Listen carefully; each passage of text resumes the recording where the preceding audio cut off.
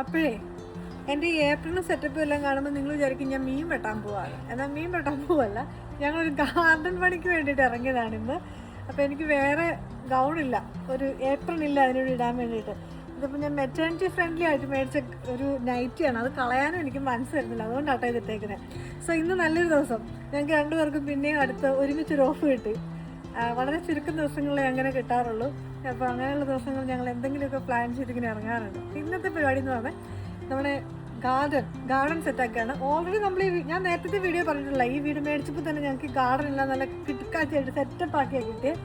പക്ഷെ എന്നാലും അതിൻ്റെ സൈഡിൽ ഞങ്ങൾ കുറച്ച് ഫ്രൂട്ട്സ് മരങ്ങളൊക്കെ വെച്ചേക്കാം, ചെടികളൊക്കെ വെച്ചേക്കാമെന്ന് വിചാരിച്ചു. കഴിഞ്ഞ വർഷം ഒന്നും നടന്നില്ല, കഴിഞ്ഞ വർഷം കുറച്ച് നടന്നില്ലേ നമ്മൾ. അപ്പോൾ ആ പരിപാടിക്ക് വേണ്ടി ഇറങ്ങിക്കുക. ഞാൻ നേരത്തെ പറഞ്ഞ പോലെ തന്നെ ഗാർഡൻ ഓൾറെഡി ഇവരിങ്ങനെ തടി വെച്ചിട്ട് ചെറുതായിട്ടൊരു ഫെൻസൊക്കെ അടിച്ച് 4 സൈഡും കവർ ചെയ്ത് ഇങ്ങനെ കുറച്ച് മണ്ണും തടിയുടെ പീസസും വുഡ് സ്ക്രാപ്സും കൂടെ ഇട്ട് സെറ്റ് ചെയ്ത് വെച്ചേക്കുമായിരുന്നു. പക്ഷേ അതൊരു പ്ലെയിനായിട്ട് കിടക്കുമായിരുന്നു. കാരണം അവിടെ ഈ പൈൻ ട്രീസ് 3-4 നിൽക്കുന്ന അല്ലാതെ വേറെ ഒന്നും നട്ടിട്ടുണ്ടായിരുന്നില്ല. വെറുതെ ഇങ്ങനെ സ്പേസ് കളയുമായിരുന്നു. അപ്പോൾ അങ്ങനെ കളയാൻ താല്പര്യമില്ലാത്തതുകൊണ്ടാണ് ഞങ്ങൾ തീരുമാനിച്ചത് ഇപ്രാവശ്യം നമുക്ക് ഫ്രൂട്ട്സ് മരങ്ങൾ എന്തെങ്കിലും ഒത്തിരി വലുതാവുന്നതല്ല, എന്നാൽ ചെറുതായ രീതിയിൽ വലുതാവുന്ന രീതിയിൽ ഫ്രൂട്ട്സ് മരങ്ങളൊക്കെ എന്തെങ്കിലുമൊക്കെ പിടിപ്പിച്ചേക്കാമെന്ന് വിചാരിച്ചിട്ടാണ് അവസാനം ഞങ്ങൾ ആപ്പിളും പീച്ചും മുന്തിരിയും എന്നൊരു തീരുമാനത്തിലോട്ട് എത്തിയത്. സോ അവരാ നിറച്ച് വെച്ചിരിക്കുന്ന വുഡിൻ്റെ പീസസ് ഉണ്ടല്ലോ, അത് എടുത്തു മാറ്റുക എന്നുള്ള ഇച്ചിരി കട്ടിയായിരുന്നേ. അതിനെന്ന് വെച്ചാൽ അത് ഇച്ചിരി ഉറച്ചു പോയി. അപ്പോൾ അത് പിക്കാസൊക്കെ ഉപയോഗിച്ച് കുത്തിപ്പറിച്ചെടുത്ത് നമ്മൾ നടാനുള്ളൊരു സ്പേസ് ഉണ്ടാക്കലാണ് ഞങ്ങൾ ആദ്യം ചെയ്തത്. അപ്പോൾ നമ്മുടെ ഫ്ലോറിലോട്ട് വീണത് വൃത്തികേടാക്കാതിരിക്കാൻ വേണ്ടിയിട്ട് നമ്മളൊരു എന്താ പറയുക പടുത അല്ലെ ഒരു പ്ലാസ്റ്റിക്കിൻ്റെ ഒരു ഷീറ്റ് താഴെ വിരിച്ചിട്ടിട്ട് അതിലോട്ടാണ് മണ്ണ് അല്ലെങ്കിൽ തടിയുടെ പീസസ് എല്ലാം ഇട്ടത്. സോ ഇവിടെ എനിക്ക് ജിനു ഓൾറെഡി ഇളക്കി തന്നതാണ്. അപ്പോൾ എനിക്ക് എന്താ പറയുക, എനിക്ക് ആ സാധനത്തിൻ്റെ പേര് പറയത്തില്ല കേട്ടോ, ഞാൻ എന്താ യൂസ് ചെയ്തുകൊണ്ടിരുന്നതെന്ന്.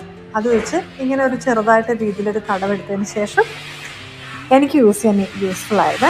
അപ്പോൾ ഒരു സൈഡിൽ ഞങ്ങൾ റോസയും സൺഫ്ലവറിൻ്റെ ഇതൊക്കെ നടക്കാമെന്ന് വിചാരിച്ചു. എന്നെക്കൊണ്ട് അത്രേ പറ്റുണ്ടായിരുന്നുള്ളൂ. പിന്നെ ഞാനിപ്പോൾ ഇടുന്ന സാധനം എന്താണെന്ന് അറിയാം, ഞാൻ സ്വന്തമായിട്ട് ഉണ്ടാക്കിയ ഫെർട്ടിലൈസറാണ്. ഞാൻ കഴിഞ്ഞ വർഷം ഇത് കഴിഞ്ഞപ്പോൾ തന്നെ ഇങ്ങനെ ഈ പെയിൻറ്റ്, നമ്മൾ വീട് പെയിൻറ്റ് ചെയ്യാൻ മേടിച്ച പെയിൻറ്റിൻ്റെ പാത്രത്തിനകത്ത് പച്ചക്കറിയുടെ വേസ്റ്റും എല്ലാം കൂടെ ഇട്ട് ഒരു നാച്ചുറലായ രീതിയിലൊരു ഫെർട്ടിലൈസർ ഉണ്ടാക്കി വെച്ചിട്ടുണ്ടായിരുന്നു. സോ അതാണ് ഞാൻ യൂസ് ചെയ്തത്. അത് നമ്മുടെ ഈ ബ്ലാക്ക്ബെറീസ് അല്ലേ, ബ്ലാക്ക്ബെറി ആണോ ബ്ലൂബെറി ആണോ? അത് ഇത് ഇടാവോ ശകല അതിനകത്ത്? ഇത് ഞാൻ വളം ഉണ്ടാക്കി വെച്ചതാ. ഒരു 3-4 സ്പൂൺ ഇട്ടാൽ മതിയേ. Table spoon. അപ്പോൾ ഈ വർഷത്തെ ഗാർഡനിങ്ങിൻ്റെ സ്റ്റാർട്ടിംഗ് എന്ന് പറയുന്ന ഒരു പീച്ചും ഒരു ആപ്പിൾ ട്രീയും കൂടെ നട്ടുകൊണ്ട് തുടങ്ങുകയാണ്. നമ്മുടെ ഫസ്റ്റ് ആപ്പിൾ ട്രീ നമ്മൾ വെക്കാൻ പോവുകയാണ്. ഞങ്ങൾ രണ്ടുപേരും ചേർന്ന് ഉദ്ഘാടിക്കാൻ പോവുക അല്ലെ, എങ്ങനെയാവും അടുത്ത വർഷം നോക്കാം.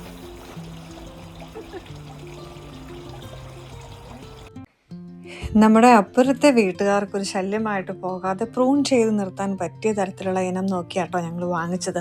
ഒരുപാട് ഹൈറ്റിൽ പോകാതെ കട്ട് ചെയ്ത് സെറ്റ് ചെയ്ത് വെക്കാവുന്ന പരുവത്തിൽ. അതിൻ്റെ ഇൻസ്ട്രക്ഷൻസ് എല്ലാം നമ്മൾ ചോദിച്ച് മനസ്സിലാക്കിയതിന് ശേഷമാണ് വാങ്ങിച്ചത്. അടുത്തായിട്ടൊരു പീച്ച് ട്രീ ആണ്. അപ്പം ആപ്പിളിൻ്റെ അടുത്ത് തന്നെ ശകലം ഒരു ഗ്യാപ്പ് ഇട്ടിട്ട് അതും കൂടെ നട്ട് വെക്കാം അല്ലേ. ഇതിനും കൂടെ ഒന്ന് പിടിച്ച സൈഡിലല്ലേ, ഇതൊക്കെ ആരും കരിഞ്ഞു പോയാൽ പറയും. അവരൊക്കെ 5 വർഷത്തെ ഗ്യാരണ്ടി വന്നിട്ടുണ്ടല്ലോ.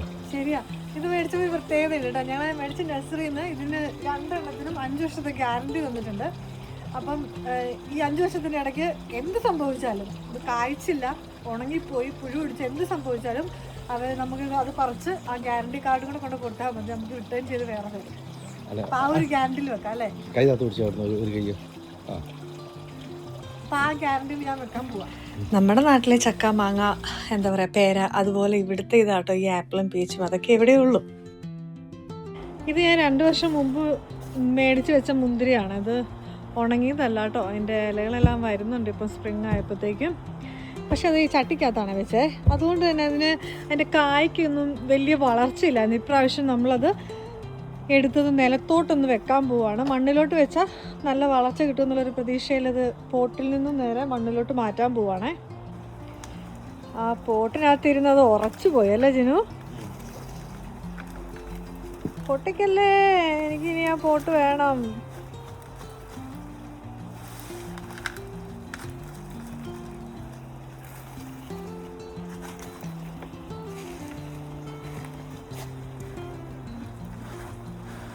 ഓക്കെ, 2 വർഷമായിട്ട് ഇരുന്ന് നല്ല കട്ടയായി പോയതാണ്. ഇച്ചിരി കഷ്ടപ്പെട്ടു ഇളക്കിയെടുക്കാൻ വേണ്ടിയിട്ട്.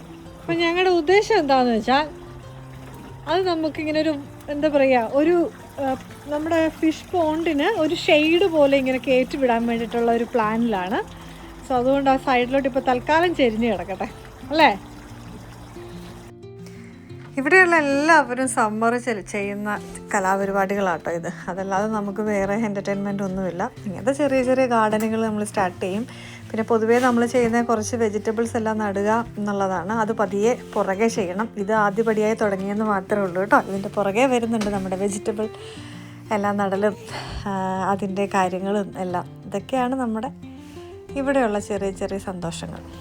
കഴിഞ്ഞ വർഷം ഞങ്ങൾ വെച്ച വാഴ വിൻ്ററിലത് പോയായിരുന്നു. ഇപ്പം പൊട്ടി വരുന്നുണ്ട്.